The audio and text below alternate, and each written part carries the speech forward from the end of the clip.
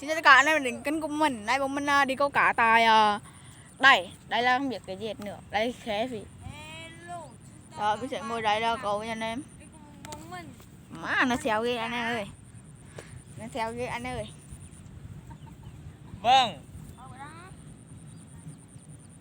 Vâng, bye bye anh em, hẹn gặp lại em những clip sau, bye bye.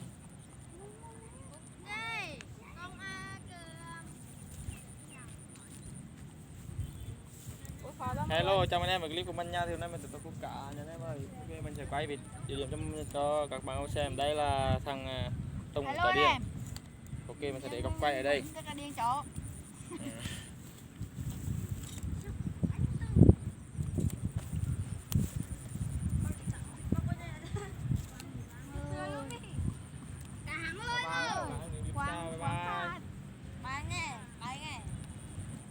Hello, chào anh em clip mình nha. Thì mình tiếp tục là clip này mình câu tại bờ hồ này cho rất là đẹp. Đó, ok, hello mọi người. Hẹn gặp lại mọi người trong những clip sau nghe. Bye bye. Ôi ơi. Hello, xin chào tất cả mọi người. Chào mừng mọi người đã tập channel của mình. Hôm nay đang review câu cá trong bờ sông đi.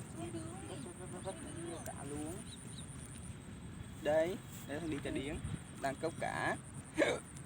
Bye bye mọi người, hẹn gặp lại mọi người trong những clip chết sau. tao năm video không biết tao ba video cho mình ba video cho bạn ấy Chào mọi người đã tập channel của mình. Mình đang review câu cá trong bờ sông đi. Chúng tôi còn nhiều cái ôi cá đồng không đấy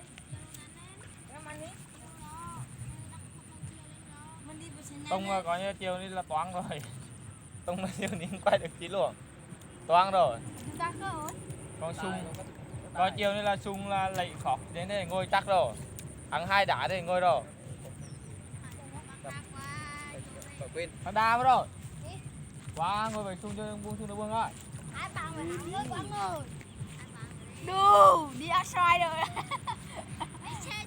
Cô tôi bay đi phẳng sung bố hả đi hãy chợ bay đi thôi. đi xe cho mình đâu anh nói á Sung về vàng đa liền.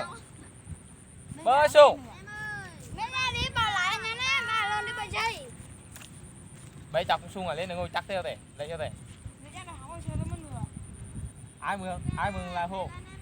Với thao hồ là ăn bợp hết, thằng tay nó ăn được một tay là cho lệnh nó khó luôn.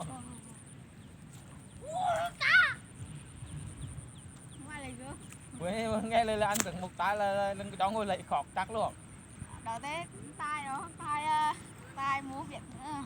Tay này xong rồi, tay nào tay cam hay là tay xanh. Việt nữa, tay cái gì mà có chữ nữa. À có chữ vô. Không có chữ hết, chia hai thằng luôn.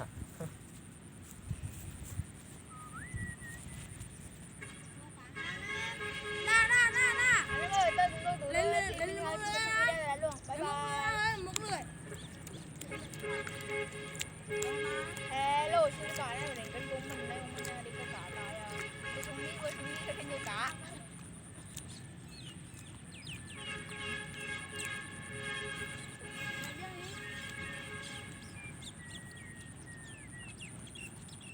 Toàn rồi. Mình chia tay. mình lẹ đi Thì Có cái này có rồi đấy. Ai không? ta nhắn thiệt lên vô Rồi liền. đây lưỡi đâu lên lên vô luôn quả đặc cấp Rồi anh chọc nữa. Lấy những khọc thêm cái đó. Ui. Đi từ từ rồi. Cái này đâu.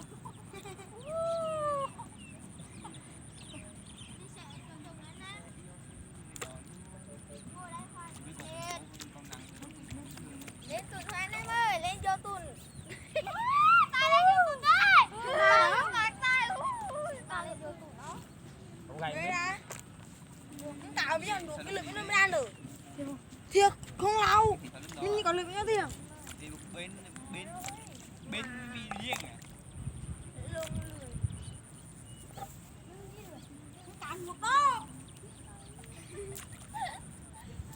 cạn được luôn à còn giấy luôn Thì lục quen hẳn rửa thế. lại tiếng về Mấy lưỡi thế? Là mai đưa mấy cái lưỡi rồi. má lưỡi đâu Thứ hai đi là nghỉ nhà đi chụp quăng. bác cái lừa hết 1.000 à 2.000 tức là từ 2.000 Mai đúng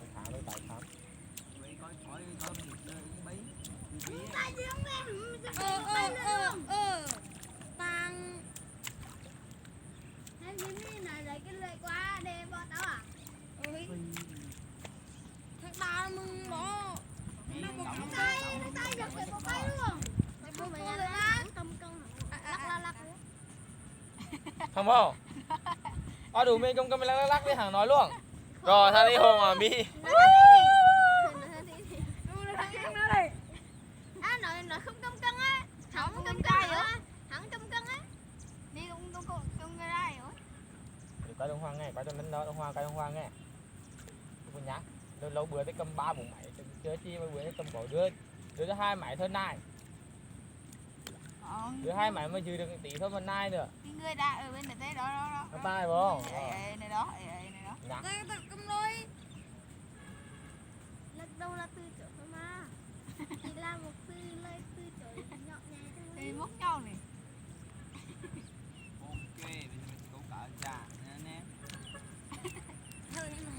Lô sau tụi bây mà ta hẳn không bực không bực một cả tụi bây ở nhà hết luôn. Wow. Thế đi câu cá luôn. Làm lớn nhất ăn má đủ lâu rồi. Tại tiếng. Ngon ấy. Ra đây. Dùng dao giá chứ nè. Cái người ở nhà thế, người ấy đấy. Nó tay không? Bạn người ấy nữa, ấy nhiều lắm. Ấy mất thế chơi.